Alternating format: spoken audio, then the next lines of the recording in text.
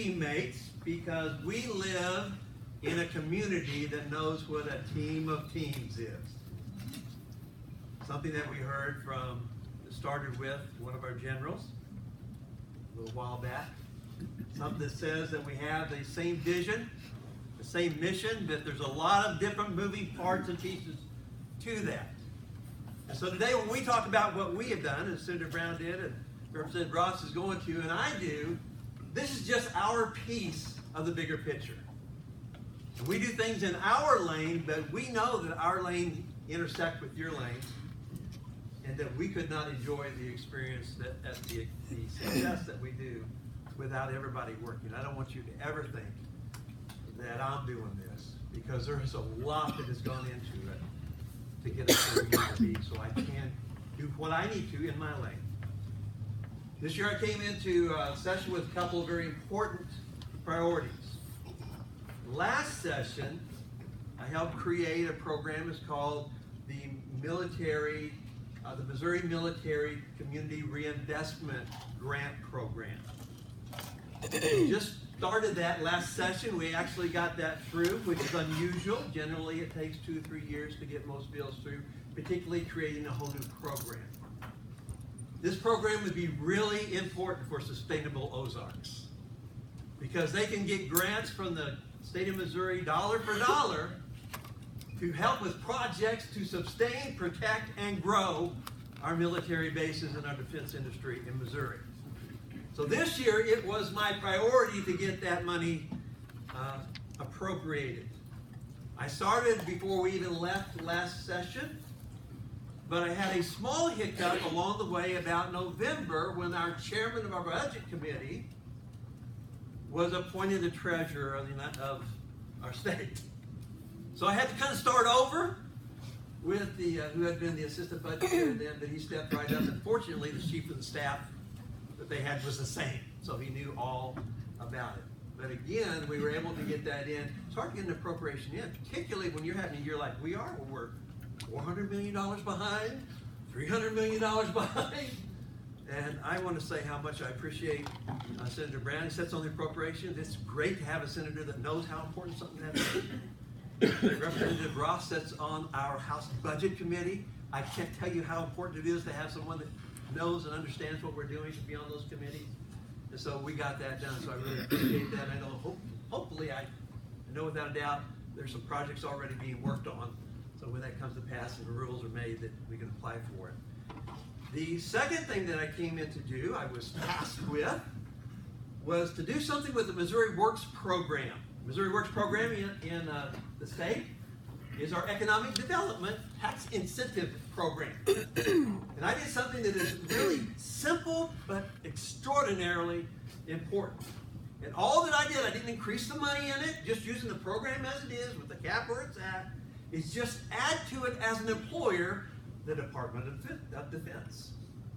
Which means now that they will have the opportunity to use those tax incentives to grow jobs, particularly for Leonardwood, Whiteman, Rosecrans, that they can buy land with that, they can improve land, they can buy equipment, just like every other employer can do. It just has to create new jobs. And so I had a bill on the House side. Senator Wallingford had the bill on the Senate side. Both bills moved through, and I want to give a shout out to our military advocate, Joe Driscoll, who is in on every single thing that I do that has to do with military, our veterans, as Ken Thomas, Marcy Newcomb, and so many others, Rick. All that here laying groundwork coming in, this is what I need you to do. And we sat down and we were able to get that done and passed the very last day on the very last afternoon. Right on time. It is a thing when you have, my bill was on the House, my bill was on the Senate calendar. The Senate bill was on the House calendar. Rules are a little different in the Senate, Senator, than they are in the House. There's more unwritten rules than there are written rules. And as it turns out, I had a little more leverage to control the Senate bill in the House. Because when you get down to the last few weeks, and you know only so much is going to get through, a lot of things are amended to bills. And it was my strategy to hold that to the last day, to the last afternoon, which was not an easy job, by the way. There were 12 or 13 amendments listed that wanted to get put on there to make sure that we got that through clean. So I appreciate Senator Wallingford. He come over to me and asked me about that a time or two. And I told him, just work with us and we'll get that done because this is too important. What this does is keep us competitive. Florida spends $20 million in GR on projects like we're talking about here. Texas spends a lot more than that. We need something to compete with them. And while this isn't that much, as much money as that is, it's strategic. And it is going to make a huge difference in us competing for new missions to our state of Missouri. So that's really important. The other thing I did for veterans, I know that Senator Brown mentioned Senator White, who is the chairman of the Veterans Committee in the Senate. I have a bill, again, it doesn't do a big thing, but it's important. It has to do with veterans. It has to do with what's called the Veteran Survivor Grant Program. It is for combat veterans' wives and children for higher education. There are 25 grants that are put out every year. This has happened since 9/11. It's a great program. In fact, people I don't think really knew about it for a while. It's just been the last few years that they've got up to those 25 grants. So if it's something you want to talk to me about later, you let me know. They're good, aren't they? It had a sunset on it. So every 4 years we were having to renew it. We're renewing this thing. We know where Missouri stands on our veterans. And particularly for combat veterans that gave their lives or were injured and are 80% disability. So we were able to take that sunset off, but I'm telling you, no legislation, no matter how good it is, right? Representative Rod, no matter how good it is easy to get through.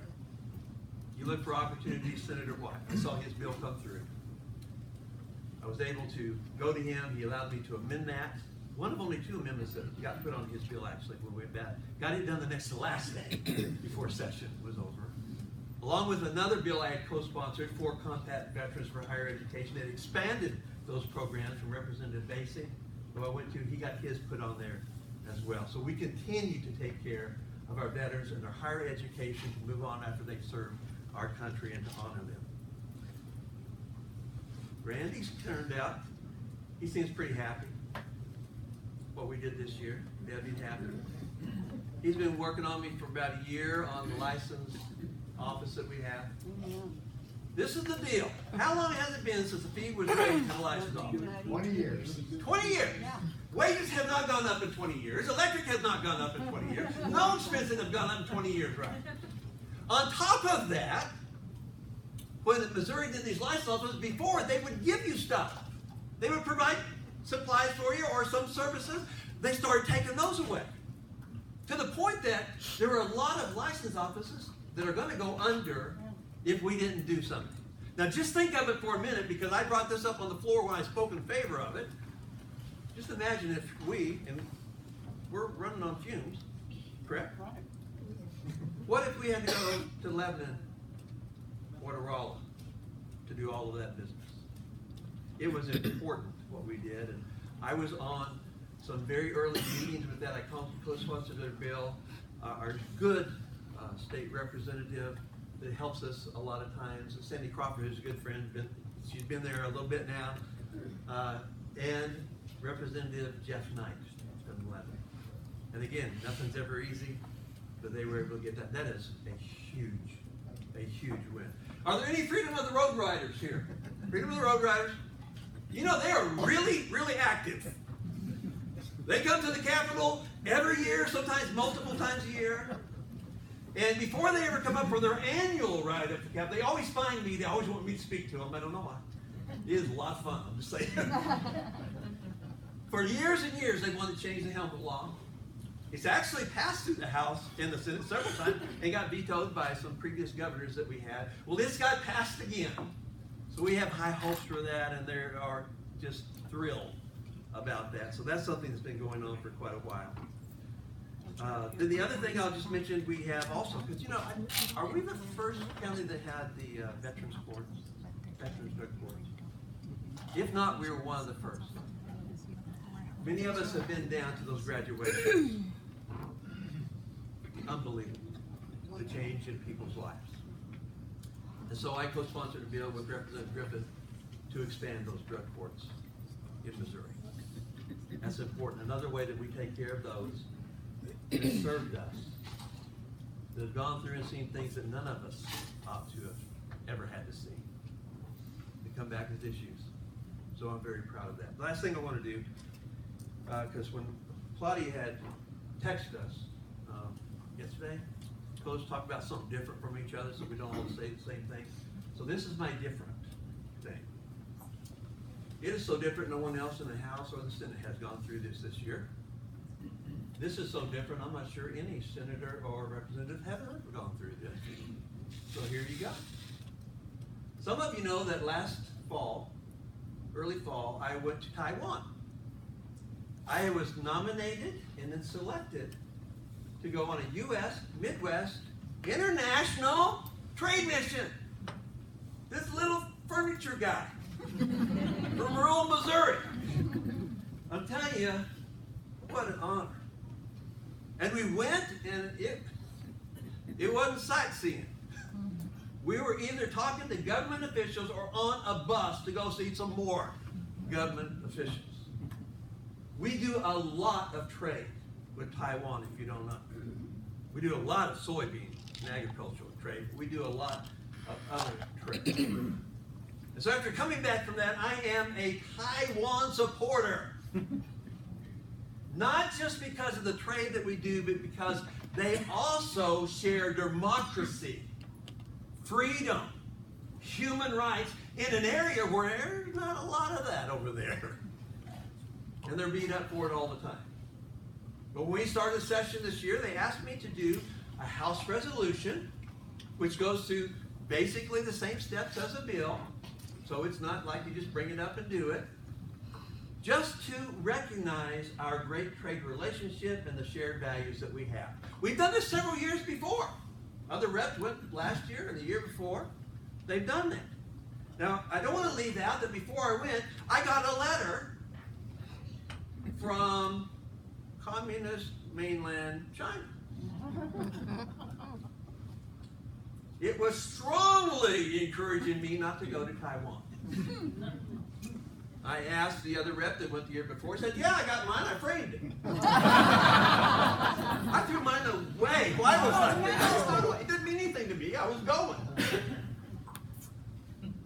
I'm just going to tell you they're bullies. You see us dealing with them on the national level. They're bullies when they start sending a lowly state representative in the middle of the United States a threatening letter. So I throw it away. I go over there, I have a great time, I come back, got the revolution, we're running it through. I get an email from communist China. We're coming to the state capitol. And I looked at the email, and it was kind of those, we know, Senator and Representative, we get stuff that people's coming all the time.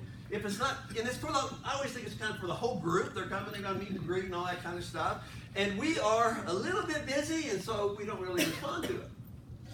A week later, I get a little more specific email that we want you at that meeting.